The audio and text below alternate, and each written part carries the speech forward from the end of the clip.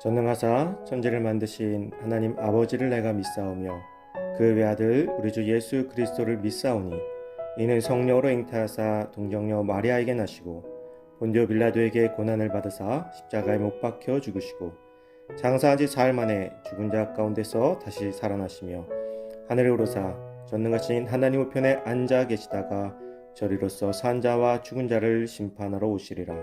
성령을 믿사오며 거룩한 공예와 성도가 서로 교통하는 것과 죄를 사하여 주시는 것과 몸이 다시 사는 것과 영원히 사는 것을 믿사옵나이다. 아멘.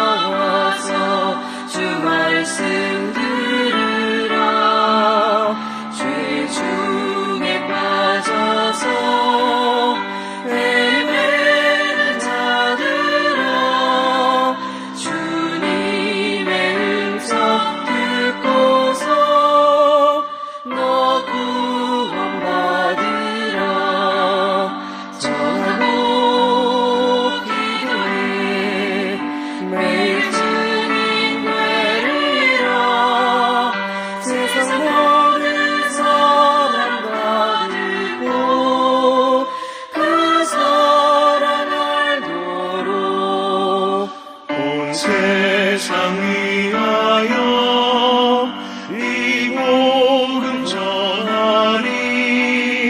저 죄인 회개하고서 주 예수 믿으라. 이 세상 구하려 주 돌아가신 것 나 증거하지 않으면 그 사람 모르리. 전하고 기도해 매일 주님 되리라. 세상 모든 사람 다 듣고 그 사랑 알도록.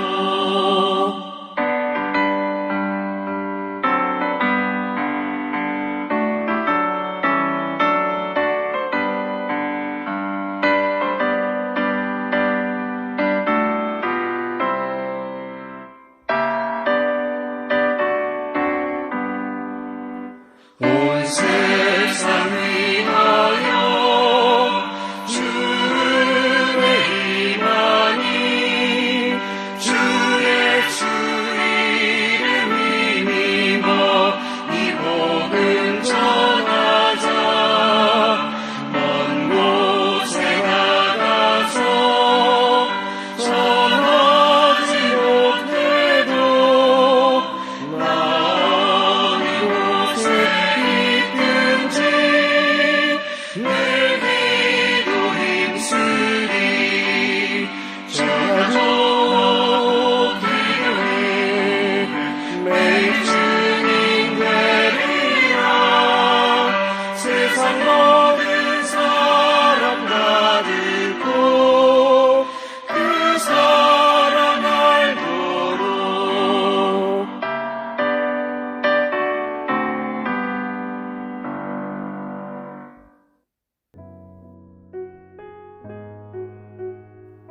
오늘 하나님께서 우리에게 주신 말씀은 고린도전서 8장 7절에서 13절 말씀입니다. 그러나 이 지식은 모든 사람에게 있는 것은 아니므로 어떤 이들은 지금까지 우상에 대한 습관이 있어 우상의 제물로 알고 먹는 고로 그들의 양심이 약하여지고 더러워지느니라. 음식은 우리를 하나님 앞에 내세우지 못하나니 우리가 먹지 않는다고 해서 더 못 사는 것도 아니고 먹는다고 해서 더 잘 사는 것도 아니니라. 그런즉 너희의 자유가 믿음이 약한 자들에게 걸려 넘어지게 하는 것이 되지 않도록 조심하라. 지식 있는 내가 우상의 집에 앉아 먹는 것을 누구든지 보면 그 믿음이 약한 자들의 양심이 담력을 얻어 우상의 재물을 먹게 되지 않겠느냐. 그러면 내 지식으로 그 믿음이 약한 자가 멸망하나니 그는 그리스도께서 위하여 죽으신 형제라. 이같이 너희가 형제에게 죄를 지어 그 약한 양심을 상하게 하는 것이 곧 그리스도에게 죄를 짓는 것이니라. 그러므로 만일 음식이 내 형제를 실족하게 한다면 나는 영원히 고기를 먹지 아니하여 내 형제를 실족하지 않게 하리라. 아멘. 다 유익하지는 않습니다 라는 제목으로 오늘 말씀 나누도록 하겠습니다.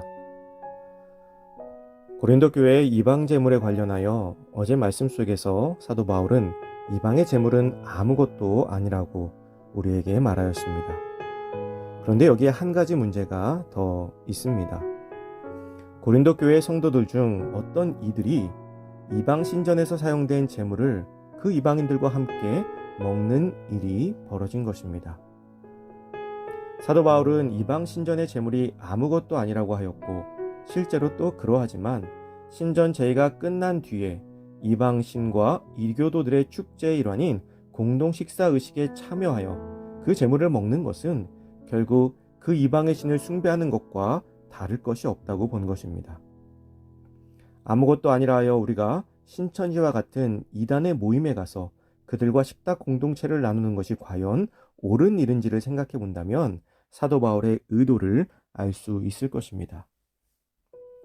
이것은 하나님의 자녀가 된 성도로서 결코 바른 행동이 아닙니다. 뿐만 아니라 당시 고린도 교회의 성도들 중 일부는 혹시라도 이것을 먹지 않았을까 하는 염려를 가지고 있는 자들이 있었고 또 양심의 가책을 느끼고 있는 이들도 있었음에도 아무 꺼리낌 없이 이러한 자리에 참여한다는 것은 교회의 큰 근심거리가 되었던 것입니다. 사도 바울은 믿음이 강하여 아무 식물이나 함부로 먹을 수 있는 자들에게 우상의 제물에 대한 올바른 지식도 중요하지만 덕을 세우는 것을 강조하였습니다. 음식물 자체는 부정하지 않습니다. 그러나 이것을 알고 먹는 자들로 인해서 믿음이 약한 자들이 이들을 따라서 이것을 먹고 양심의 가책을 느끼며 죄의식에 사로잡히는 일들이 벌어지고 있는 것입니다. 아무것도 아니니까 괜찮아. 내가 하나님 외에는 한 분밖에 없는 것을 확실히 알고 있어. 그래서 이런 거 먹어도 괜찮아. 이런 거 해도 괜찮아. 이렇게 말할 수 있지만 그것은 상대의 믿음을 고려하지 않은 교만에서 나오는 행위입니다. 여기서 괜찮아는 괜찮으니까 먹으라고 할 때, 괜찮으니까 해도 돼 라고 할 때 쓰이는 말이 아닙니다. 여기서 괜찮다라는 것은 혹시라도 믿음이 약한 자들이 실수로 그런 것을 먹거나 잘못된 행동을 하게 되었을 때 괜찮다고 말해주기 위한 괜찮아입니다. 즉, 나를 위한 괜찮음이 아닌 상대를 위한 배려의 괜찮음인 것이죠. 이것이 진정한 올바른 믿음의 지식이라고 할 수 있습니다. 어떤 음식물을 먹고 먹지 않고 또 어떤 행위를 하고 하지 않고는 신앙의 자유입니다. 우리는 그리스도의 십자가 복음으로부터 자유함을 얻었습니다. 우리는 이미 진리 안에서 자유한 자들이죠. 그러나 사도 바울은 이 복음에서의 자유가 우리의 삶의 방종의 수단이 되어서는 안 된다고 가르칩니다. 그 이유는 앞에서도 말했듯이 누군가는 걸려 넘어질 수 있기 때문입니다. 우리나라에서는 선교 초기부터 그리스도인들에게 강력한 금주와 금연을 요구하였습니다. 사실 그러한 이유가 따로 있었죠. 워낙 먹고 마시는 것을 좋아하고 게으른 민족이었기 때문에 이것을 계몽의 차원에서 시작했던 것입니다. 그런데 후에도 이것은 우리 그리스도인들에게 강력하게 요구되기도 하였습니다. 어린 시절 동네를 다니다 보면 종종 한 잔 걸치고 들어가는 교회 어른들의 모습을 보곤 하였습니다. 한 번은 대학생 시절에 집에 오는 전철에서 평소에 정말 점잖고 말수가 없으신 집사님께서 만취된 상태로 제 앞을 지나가다가 저를 발견하신 적이 있습니다. 몸도 제대로 못 가눌 정도로 취하신 그 집사님께서 저를 보시고 놀라서 얼굴을 돌리고 피해 가셨던 기억이 있습니다. 제가 먼저 발견하고 모른 척 해드렸어야 하는데 하는 아쉬움이 남는 기억입니다. 요즘은 많은 성도님들이 술을 마시는 것에 대해서 거리낌이 없는 모습을 보게 됩니다. 맞습니다. 술을 먹는 것이 거리낌이 될 것은 없습니다. 그런데 만약에 제가 어느 날 술을 마시고 취해 있는 모습으로 여러분들의 눈앞에 지나가고 있다면 여러분들은 어떤 생각이 드시겠습니까? 아, 역시 우리 목사님 쿨하다. 이런 반응을 보이실 수 있으십니까? 저는 술 마시는 것을 죄라고 생각하지 않습니다. 그럼에도 불구하고 목사라는 이유 때문에 제 모습을 보고 시험에 드실 분들이 있을 것입니다. 오늘 본문에서 사도 바울이 이야기하는 것이 바로 이것입니다. 나로 인해서 시험에 들 수 있는 일들을 하지 말라는 것입니다. 먹는 이야기가 나와서 술 이야기를 하였지만 이것은 술만의 문제가 아닙니다. 우리가 하는 행동과 말 하나하나에서 누군가의 시험이 시작될 수 있습니다. 제가 청년부 전도사 시절 청년들이 제가 중고등부 시절부터 가르쳐 오던 아이들이라서 너무나 친했었습니다. 그래서 청년부 예배 전에 그들과 장난을 치고 농담을 하곤 했었어요. 그리고 바로 예배를 드렸죠. 어느 날 청년부 회장이 저에게 이런 이야기를 합니다. 어떤 청년이 왜 안 나오는지 아십니까, 전도사님? 그 어떤 청년이 전도사님께서 예배 전에 장난치고 농담하는 것을 이해할 수가 없어서 교회에 안 나온다고 합니다. 그때는 제가 뭐 그런 애가 다 있어 이렇게 생각을 했었습니다. 그러나 시간이 지날수록 내가 편하게 하는 행동과 말이 누군가에게는 불편할 수도 있겠구나라는 것을 깨닫게 되었습니다. 신앙은 우리에게 자유함을 주었습니다.